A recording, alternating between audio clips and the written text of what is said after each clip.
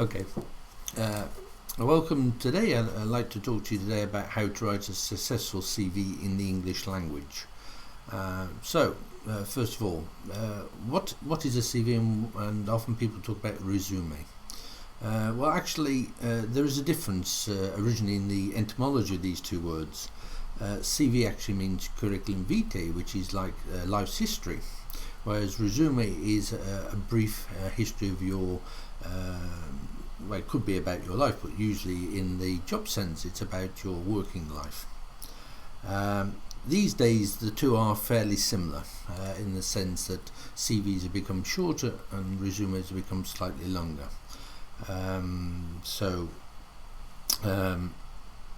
For a sense of purpose today, we're going to talk about the CV as if it's a resume. Okay, so let's move on to the next slide. This is a typical CV that you normally see. If you notice that at the top is written curriculum vitae. Besides, this has a lot of spelling mistakes, which is not clever. There is no need really to state what it is. It's pretty obvious when you present such a document that it is a CV or a resume. So, for sake of saving space and making the presentation of your information more attractive, it's better to leave it out. But if you insist on putting it in, then make sure at least you do spell it correctly. Moving on to the address. Yes, it's good to put an address. You don't need to header up that it's an address. It's fairly obvious. The exception to that would be, of course, if you have two addresses, one temporary and one permanent, in which case you would need to distinguish between the two. There's no need to really mention nationality either. The exception would be obviously if you're applying for a job overseas. But if you're applying for a job in your own country, there's no point actually in mentioning your nationality, as it's assumed you are a national of the country. Careful always with spelling, particularly in English, because English people are quite fussy about people being able to spell correctly. And I wouldn't rely too much on spell checkers. Ideally I would write the first draft without spell checker and then proofread it yourself first. If you look at the layout, it's best to lay out your CV with any dates in chronological order, starting with the last first and working back in time. Why? Well, because usually the first mentioned is the most important, and it's the one that the person who's reading the CV is likely to read. Okay. Please avoid fancy fonts. It may look pretty, but it makes it look rather informal. So yes, by all means, for key headers you can use a change in font, but not constantly changing fonts. Even though it may look pretty, it's actually does look rather silly.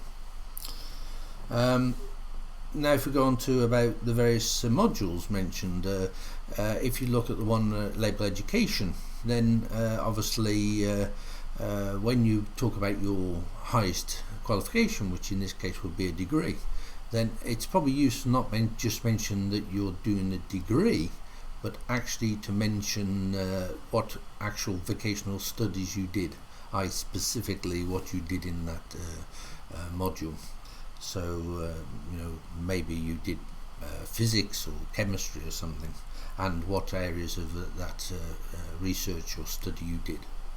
It's not very clever to split your information over 2 pages for each topic. For instance, the work experience is split across 2 pages. It suggests actually that you're poorly organised, and obviously most modern jobs they like people to be quite self-organised. Okay, if you're going to mention menial jobs, then please don't talk about the job really as it is. Try to make it attractive and try to make it that it has some purpose in life. For instance, you could say that it was a great team working environment or something like this. Otherwise, it gives the impression that you're working alone, serving burgers or something. Okay. If you're going to use bullets in your CV, which is highly recommended as it's a means of providing short, brief information, then be consistent. Dashes are not very clever. The old dot is more preferable. Simple but effective. And try to avoid using capitals except for actually the header. In terms of additional skills, if you're going to mention things like languages, these days it's not acceptable really to mention that you're fluent in a language, because nearly everybody does it. It's far better to use the international standards. This follows the European standards of CEF. So traditionally you should mention what your level is, and if you don't know your level, you should go and get tested, and so you can quote this level. Finally, references. Yes, references ideally should be provided. Now the question is, what references? Obviously, if you've just left university, you haven't got much experience apart from maybe part-time job, so you would tend to offer at least one academic reference, and maybe even two. But please, when you ask for references, or you list references, seek the advice of the person whose reference you're going to give. There's nothing worse than the person being contacted and can't remember who you are and what job you're even applying for.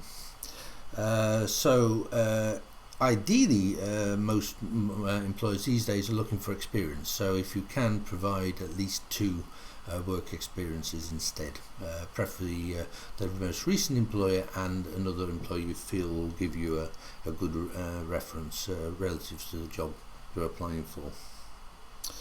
And then finally, just the last word is really to then thoroughly check it through for mistakes, spelling and punctuation mistakes.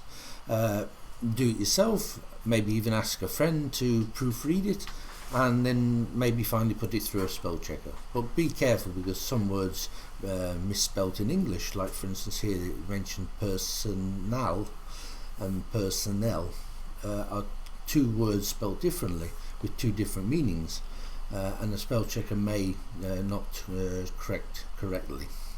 Okay, so moving on to the next slide. This is an example I consider to be a good CV. Why? Well, first of all, your name is very bold on the page, so it's obvious now that who we're talking about. Furthermore, an address is given, but not only address, added is the email and a mobile contact number.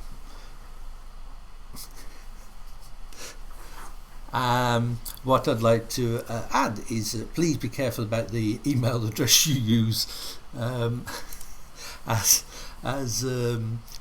if you put things like Spider of Death, I think it's going to make an employer think twice to employ you. So try to use a sensible email address. If you go on to the end, how it's laid out with the address and the details, it's quite neat and compact in a space-saving way. Now, if we move on to the next part, if you want to include personal statement, then please you need it to be short and punchy, and targeted really at skills required for the job. If you're not sure what to write here, then better to leave it out. And just one other pointer, if you notice there's no date of birth mentioned here. A lot of people put their date of birth on a CV. In America and in Britain too, now it's considered that you should no longer be asked about your age. There is a law requiring you not to divulge your age unless you so wish. So most people, particularly if you see Americans apply for jobs in Europe, they will not put their age on there, and they don't think they should. Yeah, which makes actually selection an interesting thing if you want somebody who's young, and the guy turns out to be 60. Moving on, if you look at education, this time, as you can see, it's in the correct chronological order, with the last and highest qualification mentioned first, and the modules are listed. and bulletin points is used to make this rather specific. If you have a lot of bulletin points to this, maybe you want to use 2 columns to make better use of the space. Okay, the main aim here is you're trying to achieve as much information in as short a space as possible. Employers won't bother to read more than 2 pages, and ideally even 1 page of anybody's resume or CV. They just don't have time. Okay, so here spelling and grammar has or should have been checked, which shows that somebody's paid attention to the details and the quality of the presentation of their CV. If you didn't, then sloppiness would suggest that you're going to be like this in your workplace, and that's not a good thing. People skills. If you're going to focus on people skills and those developed in the job, then even menial jobs can be worded in such a way as to show effective skills that you've gained. If you look at this one, and I can't see it very well unfortunately, it talks about, for instance, a warehouse supervisor responsible for working with 6 part-time non-native individuals, and he had to deal with areas of culture sensitively and firmly. So it's quite a nice wording, rather than just saying I work with a load of foreigners. Okay, and interests. Here interests are once again put in a similar way to the work experience. Rather than just say I play squash or I play golf, try to turn it into why this has some benefit for a potential job. For instance, one title he's mentioned is leadership. So, he talks about how he took leadership of a project that he did at university, and how this helped create a leadership spirit in him. And sport is mentioned here as it means that he likes to keep fit and healthy mind. After all, is a healthy body. So once again, you can turn these into positive points and not just people saying, okay, he's just listed a load of hobbies, which are not useful. Next one is skills. Obviously, these are skills that you feel are important for the job. Here is mentioning computing, and again backed up by what certificates, not just to say I can use Word, Excel and PowerPoint. And secondly, languages. Again, here this time it mentions that he took an IELTS exam and scored B2 at CEF level, so we understand that that is actually upper intermediate advanced level. Okay, and finally he mentions that he has a driving license, full clean driving license. It may or may not necessary for a job, but it's generally standard, particularly in the UK, and I think it's also important in America with such big distances, that you mention that you are able to be self-sufficient and not reliable on public transport. Yeah. Okay, and that's all I have to say on that, really. Just going back to one thing about references, that you do not have to put references on your resume when you send it in if you do not want to, unless the advert specifically states they want references with the application. It's very often the case you can simply write references provided on request. And then basically that's all that a CV is about, but there is one additional important document that many people forget is more necessary than the actual CV. That's the covering letter. If we move on to that, I have a HR friend who's works for a big company, and she says she doesn't have time to read covering letters. I disagree. I think covering letters is essential to attracting people to read your CV. The main thing, it should be brief. I personally think it should be no more than 3/4 of a page, but certainly no more than a page.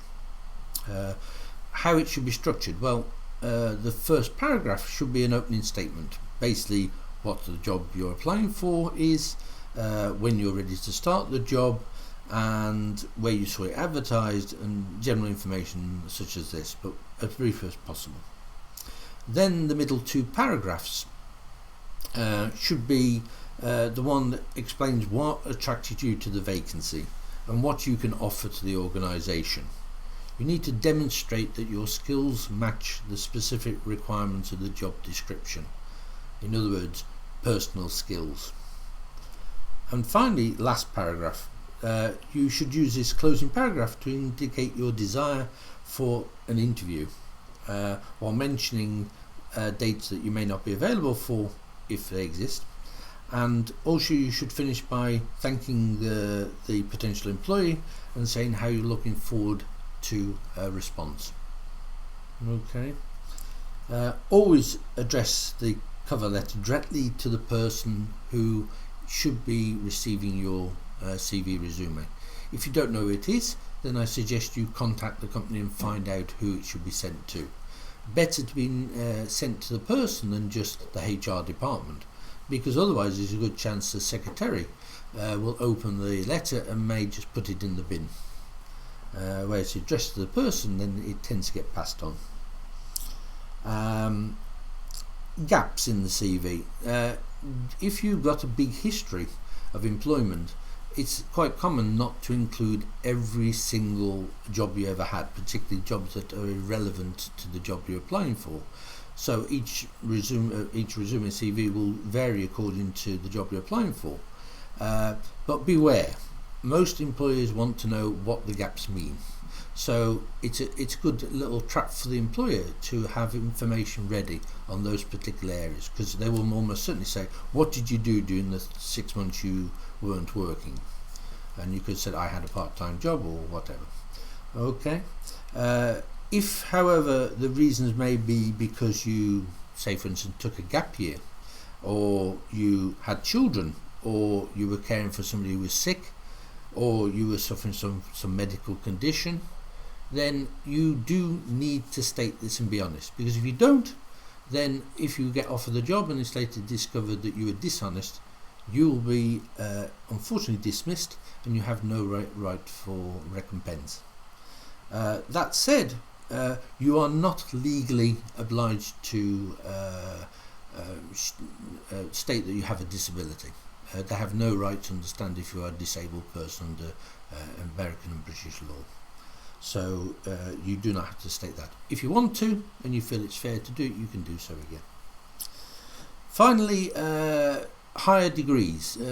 People ask, well, I've got a master's degree and he's only got an ordinary honours degree. In the employer's sense, they are the same. So they don't distinguish between a higher degree and a lower degree. The only thing I would say is that if you do have a higher degree, then please state the additional benefits you gain from it. So you can state it if you feel that it has some additional benefits. Okay? So if not, then they're not going to view it as anything special, even though you spent an extra 2 or 5 years doing it. Finally, I'd just like to mention 7 of the worst mistakes that you can make when writing a covering letter.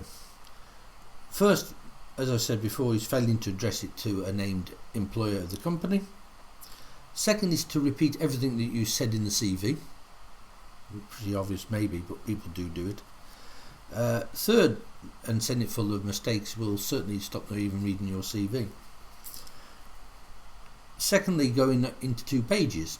It's too long, they won't read it. It's bad enough if the CV is 2 pages, but the covering letter has to be less. Okay. Sharing unnecessary personal details is also not a good idea, or giving a rambling explanation of why you didn't work in some period of time because you feel it's necessary. Concentrating too much on your qualifications or on how great you are. People don't want this. They want facts. What you achieved or what you are able to achieve. And actually the final biggest mistake, both for the covering letter and CV, is not making your CV or your covering letter targeting the specific job you're applying for. You cannot write one CV for all jobs.